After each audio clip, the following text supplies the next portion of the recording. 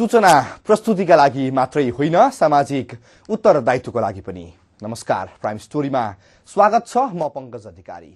दर्शकवृन्द, हाम्रो देश नेपाल जल सम्पदाका दृष्टिले विश्वकै दोस्रो धनी देश हो। तर विडम्बना, अब नेपाल विश्वकै लोड सेडिङ बढी हुने देशको रूपमा समेत चिनिँदै आएको छ। राजधानी काठमाडौँ मात्रै होइन, देशका प्रमुख सहर बजार अहिले घण्टौको लोड सेडिङबाट आक्रान्त छन्। देशवासीले नियमित रूपमा बिजुली बत्तीको उज्यालो देख्न छाडेको धेरै भइसक्यो। त्यही भएर उद्योग धन्दाहरू बन्द हुने स्थितिमा पुगिसके, जसले गर्दा देशको आर्थिक अवस्था जर्जर बन्दै गइरहेको छ।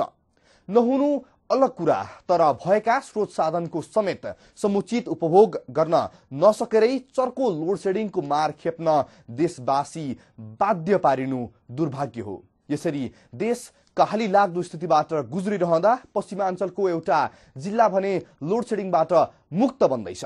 सन्दर्भ हो लघु जलविद्युतको जिल्लाको रूपमा परिचित बागलुङ जिल्लाको, जो 24 घण्टा विद्युतको उज्यालोमा रमाइरहेको छ। हो, बागलुङ जिल्ला एउटा त्यस्तो नमुना जिल्ला बनेको छ जसलाई केन्द्रीय प्रसारण लाइनको कुनै वास्तै छैन। बरु देशकै दुर्गम जिल्ला मानिने त्यही बागलुङले यति बेला सरकारलाई आफूहरूले उत्पादन गरेको बिजुली किन्न र अरू ठाउँका बासिन्दालाई थोरै भए पनि राहत देऊ भनेर आग्रह गरिरहेको छ। यो हेर्नुस्, देश घण्टौको लोड सेडिङबाट आक्रान्त रहेको समयमा बागलुङ जिल्ला भने उज्यालोमा रमाइरहेको छ, जसको प्रमुख कारण स्थानीय स्रोत साधनको समुचित प्रयोग गर्न जान्नु नै हो। अहिले बागलुङमा मात्रै 100 भन्दा बढी ठूला तथा 50 वटा जति साना लघु जल विद्युत आयोजनाहरू निर्माण गरिएका छन्। स्थानीय खोला नालाबाट जिल्लामा यति धेरै जलविद्युत आयोजनाहरू निर्माण गर्नु उदाहरणीय छ। आयोजना निर्माणका लागि स्थानीयवासीले महत्वपूर्ण योगदान दिएका छन्। जिल्लालाई अँध्यारोबाट मुक्त गराउने स्थानीयवासीले महिनौसम्म जनश्रमदान गर्दै आएका छन्। बागलुङमा जस्तै अन्य जिल्लाहरूमा समेत लघु जलविद्युत उत्पादनमा ध्यान दिन सके धेरै राहत पुग्ने निश्चित छ। हाम्रो देशको राजधानी काठमाडौँ सहित देशवासी पट्यार लाग्दो लोड सेडिङबाट वाक्क दिक्क भइरहेको विद्यमान परिस्थितिमा स्थानीयवासीहरूले भने सरकारलाई आफ्नो जिल्लामा उत्पादित विद्युत किन्नका लागि आग्रह गरिरहेका छन्। अब अहिले काठमाडौँ अथवा शहरी क्षेत्रमा भएको लोड सेडिङको मात्रै चर्चा भइरहेको छ र हाम्रो नेपालमा गाउँहरूमा भन्ने हो भने 24 घण्टा लोड सेडिङ भएको जुन ठाउँहरू छ नि, त्यस्तो ठाउँहरूको लागि यस्तो परियोजनाले चाहिँ बिजुली प्रयोग गर्न सहयोग गर्छ र यसरी गाउँ गाउँमा यसरी आफ्नो किसिमले बिजुली उत्पादन भयो भने शहरमा भएको बिजुली अथवा बाहिरबाट ल्याएको बिजुलीहरूलाई गाउँमा ल्याउन नपर्दाखेरि पनि त्यसले चाहिँ लोड सेडिङलाई चाहिँ प्रत्यक्ष नभए पनि अप्रत्यक्ष रूपमा धेरै सहयोग पुग्छ। र अब सरकारले मलाई लाग्छ आगामी दिनहरूमा के गर्नुपर्छ जस्तो लाग्छ भने अब विद्युत प्राधिकरणमा चाहिँ गाउँ गाउँमा बिजुली पुर्याउनु भन्दा पनि गाउँ गाउँमा उत्पादन भएको बिजुली किन्नको लागि चाहिँ प्राधिकरण आयो भने त्यसले लाग्छ यो लोड सेडिङको समस्यालाई यस्ता परियोजनाहरूले पनि दीर्घकालीन रूपमा सहयोग गर्न सक्छ अथवा लोड सेडिङ हटाउनलाई देशमा ऊर्जा आपूर्तिलाई यसले सहयोग पुर्याउन सक्छ। ऊर्जा क्षेत्र सहयोग कार्यक्रम, वैकल्पिक ऊर्जा प्रवर्धन केन्द्र काठमाडौँको आर्थिक अनुदान र धौलागिरी सामुदायिक विकास केन्द्र DCRDC बागलुङ र जिल्ला विकास समिति अन्तर्गतको ऊर्जा तथा वातावरण शाखाको प्राविधिक सहयोगमा अहिले बागलुङमा 3 मेगावाट विद्युत उत्पादन भइरहेको छ। सरकारको लोड सेडिङ भइरहेको अवस्था पनि थियो र सरकारले यहाँ हाम्रो ग्रामीण क्षेत्रमा विद्युत लिएर कार्यक्रम अगाडि बढाउने र चाँडो ल्याउला भन्ने जस्तो हामीलाई लागेन र चाहिँ यो बागलुङ जिल्लामा 2टा संस्थाहरू मार्फत एउटा वैकल्पिक ऊर्जा कार्यक्रमको हाम्रो जिल्ला विकास मार्फत र एउटा DCRDC मार्फत 2टा कार्यक्रम आएको र यो क्षेत्रमा DCRDC मार्फत कार्यक्रम अगाडि बढाइएकोले हामीले निवेदन राख्यौं। सूचना प्रविधिसँगै प्रविधिको विकास सुरु भएपछि देशका कुना काप्चामा समेत लघु जलविद्युत आयोजना निर्माण कार्यले तीव्रता पाएको छ। वैकल्पिक ऊर्जा प्रवर्धन केन्द्रले लघु जलविद्युत आयोजनामा अनुदान पैसा दिने र DCRDC बागलुङले प्राविधिक सहयोग गर्ने भएपछि स्थानीयवासीहरू जलविद्युत निर्माण केन्द्रमा जुटेका हुन्। नेपाल विद्युत प्राधिकरणले केन्द्रीय प्रसारण लाइन पनि ल्याउन नसक्ने र ल्याइहाल्यो भने पनि लोड सेडिङका कारण मुलुक नै आक्रान्त भएको अवस्थामा विद्युत प्रसारण लाइन विस्तार गर्नुभन्दा लघु जलविद्युत उत्पादनमा स्थानीय स्तरमा लगानी गरेर गाउँलाई झिलिमिली पार्न उनीहरू सफल भएका छन्। सन् 1998 सालमा स्थानीय गंग्राम खोलाबाट निर्माण सुरु भएको 17 किलोवाटको विद्युतबाट उत्पादन यात्रा गर्दा अहिलेसम्म 3 मेगावाट भन्दा बढीको उत्पादन गर्न स्थानीयवासीहरू सफल भएका छन्।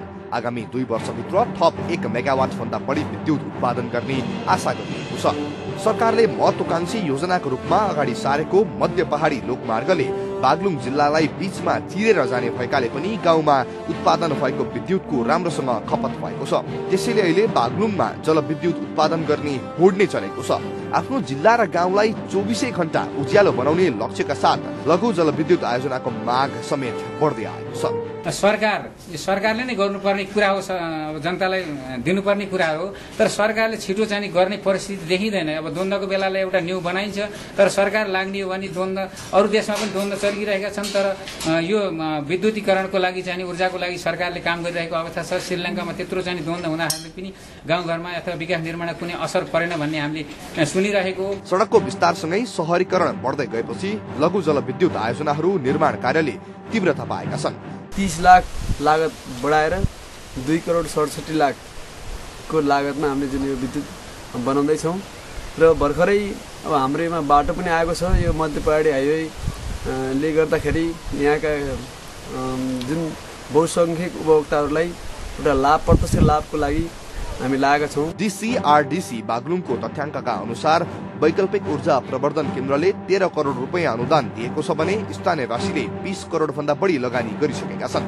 स्थानीयवासीहरू आफ्नो गाउँलाई मात्रै नभएर पुरै जिल्लालाई लोड सेडिङ मुक्त पार्ने उपायमा लागि परेका छन्। स्थानीयवासीको सक्रियताकै कारण देशको राजधानी सहित प्रमुख सहर बजार लोड सेडिङबाट आक्रान्त हुँदा समेत बागलुङवासी भने 24 घण्टा बिजुली बत्तीको उज्यालोमा रमाउन पाएका हुन्। राजधानी काठमाडौँ सहित प्रमुख सहरहरू चरम लोड सेडिङको पीडाबाट गुज्रिरहेको भए पनि बागलुङ भने यसरी उज्यालोमा रमाइरहेको छ। बागलुङवासीले आफ्नो जिल्लामा उत्पादन भएको बिजुली बत्ती किन्नका लागि सरकारलाई आग्रह गरिरहेका छन्, जसको रहस्य अरू केही होइन, स्थानीयवासीको सक्रियता र स्रोत साधनको उचित प्रयोग गर्न सक्नु नै हो। बागलुङका गाउँहरूमा 24 घण्टा बिजुलीको उपलब्धता भएपछि स्थानीयलाई कस्तो राहत पुगेको छ, उनीहरूले के कस्ता सुविधा उपभोग गर्न पाएका छन्, हामी ब्रेकपछि आउँछौँ।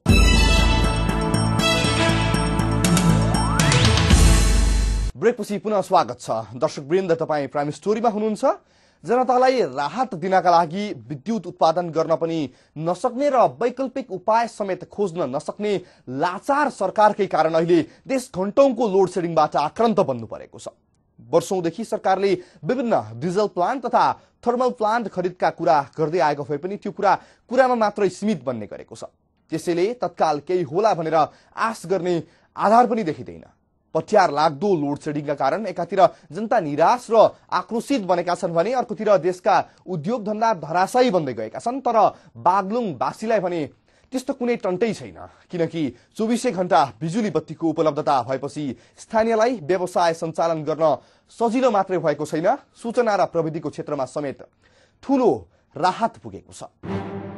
गाउँघरमै 24 घण्टा बिजुली बत्ती पुगेपछि बागलुङमा व्यवसाय सञ्चालन गर्न सजिलो भएको छ भने सूचना र प्रविधिको क्षेत्रमा ठूलो राहत पुगेको छ। विशेष गरी बागलुङ जिल्लाको क्षेत्र नम्बर 2 र 3 मा उत्पादन भएका यस्ता लघु जलविद्युत आयोजनाहरूबाट अहिले विभिन्न प्रकारका उद्योग धन्दाहरू सञ्चालनमा आएका छन् भने जिल्लामा 3 वटा FM रेडियोहरू समेत लघु जलविद्युत आयोजनाहरूबाट उत्पादित विद्युतको उपलब्धताका कारण सञ्चालनमा आउन सकेका छन्। गाउँमा विद्युत सञ्चालनमा आएपछि कृषि क्षेत्रमा लागेका कृषकहरूले पनि सेवा तथा सुविधा पाउन थालेका छन्। बिजुली बाल्न पाएपछि गाउँमै television, phone, fax, email, internet लगायत कम्प्युटर शिक्षामा सहजता पुगेको छ। विद्युत सञ्चालनमा आएपछि ग्रामीण क्षेत्रका 30,000 भन्दा बढी घरधुरीहरूले दैनिक विद्युतको सेवा लिन सकेका छन् भने 30 भन्दा बढी घरेलु उद्योगहरू सञ्चालनमा रहेका छन्। जनताले त्यसमा प्रत्यक्ष सरकार राखेर सरकारको भनौँ त्यो संस्थाको जम्मा 1 करोड 50 लाखको अनुदानमा 2 करोड 38 लाखको लागतमा जुन हामीले यो विद्युत उत्पादन गरेका छौँ, अहिले हामीले त्यसलाई मात्र नभएर पटक एउटा उद्योगलाई विस्तार गर्नको लागि देशमा एउटा घरेलु उद्योगहरूलाई व्यवस्थित रूपमा सञ्चालन गर्नको लागि र एउटा आय आर्जनबाट यहाँका उपभोक्ताहरूले प्रत्यक्ष लाभ मिल्नको लागि पछि पनि हामीले 80 किलोवाट विद्युत थप गरी औद्योगिकरण एउटा ठाउँमा निश्चित ठाउँलाई ओगटेर त्यसमा प्रत्यक्ष रूपमा हामीले एउटा उद्योगहरूलाई के अरे खोल्नको लागि हामीले त्यो विद्युत छुट्याउने गरेका छौँ। आफूहरू काठमाडौँमा अध्ययन गर्न जाँदा बिजुली बलेको देखेपछि गाउँमा बग्ने खोलानालाबाट बिजुली उत्पादन गर्न सकिन्छ भन्ने सोच आएको दोस्रो लघु जलविद्युत आयोजनाका अध्यक्ष तारानाथ पौडेलले बताए। नियमित रूपमा म पढ्दाखेरि काठमाडौँमा बसेँ र त्यहाँको लोड सेडिङ, त्यहाँको धुवा धुलो त्यो सबैले गर्दाखेरि म गाउँमै बसेर चाहिँ गाउँको विकास निर्माणमा लाग्नुपर्छ र काठमाडौँभन्दा शुद्ध खानेपानी, शुद्ध चाहिँ अर्ग्यानिक खानापिनाका चाहिँ हाम्रा उत्पादनहरू यहीँ भएको हुनाले त्यहाँ पाउने सुविधाहरू यहीँ पाउनको लागि नै कोसिस गरेर म यहाँ आएर चाहिँ जनप्रतिनिधिको रूपमा पनि काम गरेर 10 वर्ष जनप्रतिनिधि निर्वाचित भएर काम गरेँ र त्यसपछि अहिले यो विद्युत निर्माण बाटाघाटामा चाहिँ लागिरहेको छु। स्थानीयवासीको मेहनतपछि मात्रै गाउँकै निसी खोलाबाट बिजुली उत्पादन सम्भव भएको हो। गाउँमा विद्युतको सहज उपलब्धता भएपछि विद्यार्थीहरूलाई अध्ययन गर्न सजिलो भएको छ। अहिले चाहिँ बिजुलीमा पढ्ने भन्दा पनि काम गर्दाखेरि अहिले चाहिँ बिजुलीमा काम गर्दाखेरि रमाइलो छ। गृहिणीहरूलाई काम गर्न सजिलो भएको छ। पहिला भन्दा एकदमै सजिलो भएको छ। खाना पकाउन पनि धेरै दाउरो आगोमा पिरहनु पर्दैन। अब बिजुली आएपछि धेरै सुविधा छ। नेपालमा पटक पटक हुने पेट्रोलियम पदार्थको अभाव र विकटताका कारण बागलुङमा पेट्रोलियम पदार्थको ढुवानी गर्न समस्या छ। त्यही समस्याका कारण सल्लाहको खोटो बालेर समेत कामकाज गर्नुपर्ने र अध्ययन गर्नुपर्ने बाध्यता स्थानीयको सक्रियताले गर्दा अहिले टरेको छ। लघु जलविद्युत आयोजनाहरू सञ्चालन भइरहेका छन् र केही पूरा भएका छन् र केही बाँकी निर्माणाधीन अवस्थामा छन् र सबभन्दा यो बागलुङकै हाम्रो सबभन्दा ठुलो लघु जलविद्युत आयोजना हाम्रो निसी खोला दोस्रो पर्दछ। अँध्यारोमा दिन काट्न बाध्य भएकाहरूले अहिले 24 घण्टा उज्यालोमा बस्न पाएकोमा यसैलाई नै नयाँ नेपाल भन्ने गरेका छन्। यसरी स्थानीय खोलाहरूको उचित सदुपयोग गरी बागलुङवासीले आफ्नो जिल्ला झिलिमिली पारिदिएका छन्। समग्र देश पट्यार लाग्दो लोड सेडिङको पीडामा भए पनि बागलुङवासी भने 24 घण्टा बिजुली बत्तीको उज्यालोमा रमाइरहेका छन्। पक्कै पनि बागलुङवासीले सरकार र आम देशवासीलाई प्रयास गरे असम्भव केही छैन भन्ने प्रमाणित गरेर देखाइदिएका छन्। देश अन्धकारमय बन्दा समेत बागलुङका स्थानीयवासीले भने खोलाबाट जलविद्युत उत्पादन गरी 24 घण्टा बिजुली बत्ती बालेर सबैलाई दङ्ग पारिदिएका छन्। यसरी बागलुङ जिल्ला उज्यालोमा रमाउने आधार के हो? के अन्य जिल्लामा बागलुङमा भए जस्ता खोला नाला उपलब्ध छैनन् कि बागलुङवासीले लघु जलविद्युत उत्पादन गर्ने प्राविधिक विदेशबाट झिकाएका थिए वा हाम्रै नेपालका प्राविधिकहरूले विद्युत उत्पादन गर्न सहयोग गरेका हुन्? यही प्रसंगका साथ हामी ब्रेकपछि आउँछौं।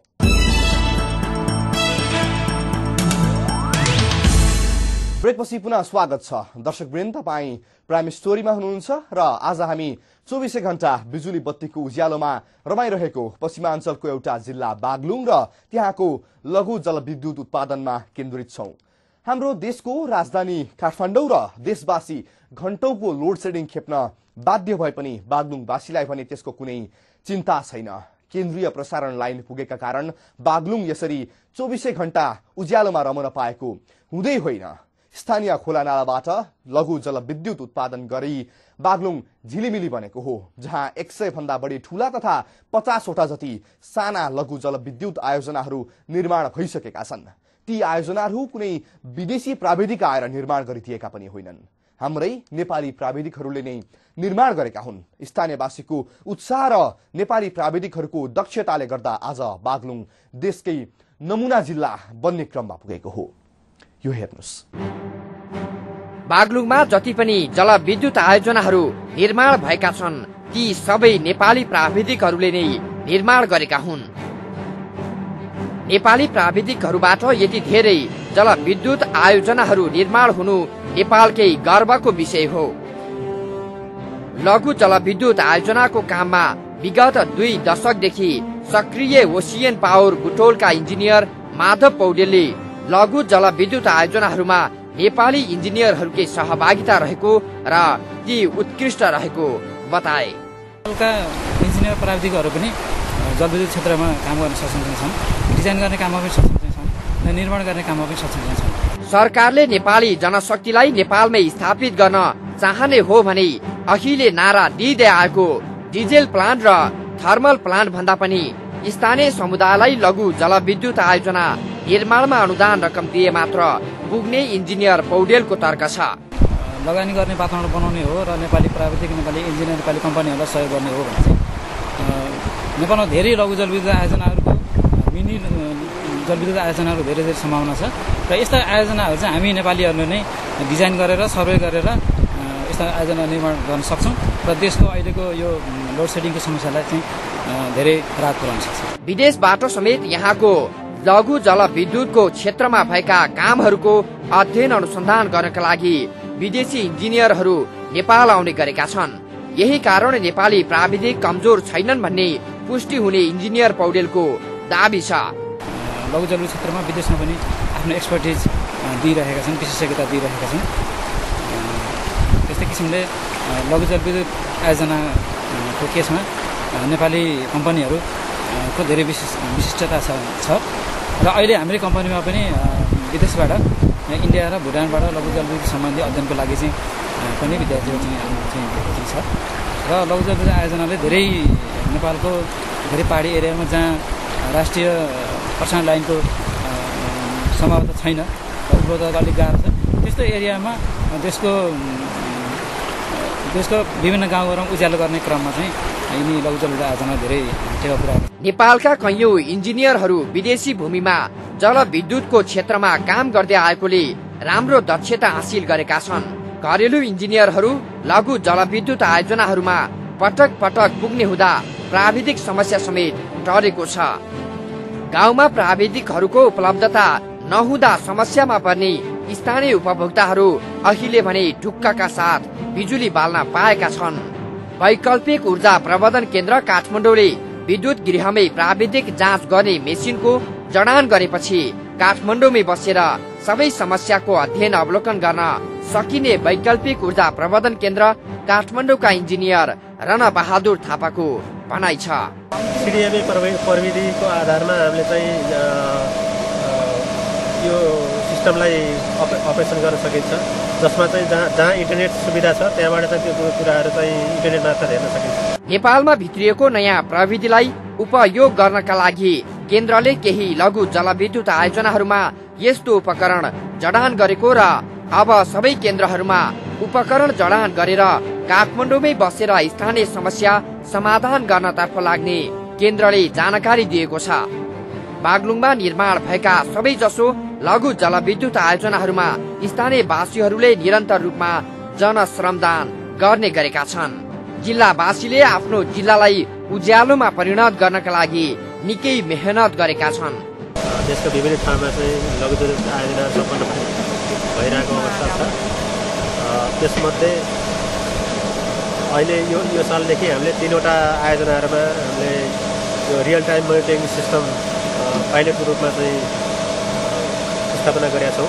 सरकारले बागलुङ जिल्लाबाट पाठ सिकेर गाउँ गाउँमा लघु जलविद्युत उत्पादनका लागि प्रोत्साहन तथा लगानी गर्ने हो भने केही वर्षको अन्तरालमै नेपाललाई लोड सेडिङ मुक्त बनाउन कठिन हुने छैन।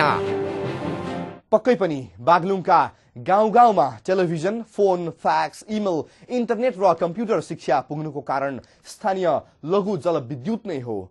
जहाँ जति पनि लघु जलविद्युत आयोजनाहरू निर्माण भएका छन् ती सबै नेपाली प्राविधिकहरूले नै निर्माण गरेका हुन्। यतिसम्म कि बागलुङमा निर्मित लघु जलविद्युत आयोजना अवलोकन र अध्ययनका लागि विदेशी प्राविधिक समेत त्यहाँ पुग्ने गरेका छन्, जो आम देशवासीका लागि गौरवको विषय हो। किनकि हाम्रो देशका प्राविधिकहरू कुनै देशका प्राविधिक भन्दा कति पनि कमजोर छैनन् भन्ने प्रमाण हो यो।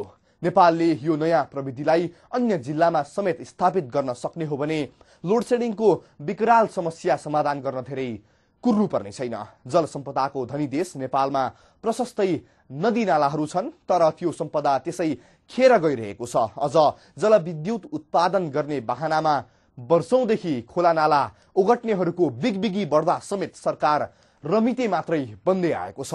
यदि बागलुङवासीले दिएको उदाहरण अन्य जिल्लाहरूमा समेत अनुसरण गर्न सक्ने हो भने पट्यार लाग्दो अन्धकारबाट मुक्ति पाउन देशवासीले धेरै समय कुर्नुपर्ने छैन।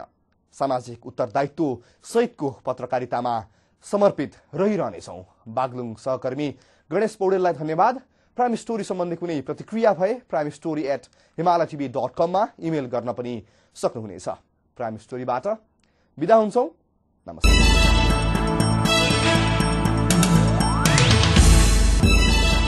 Brought to you by Guest Bank. Power to succeed.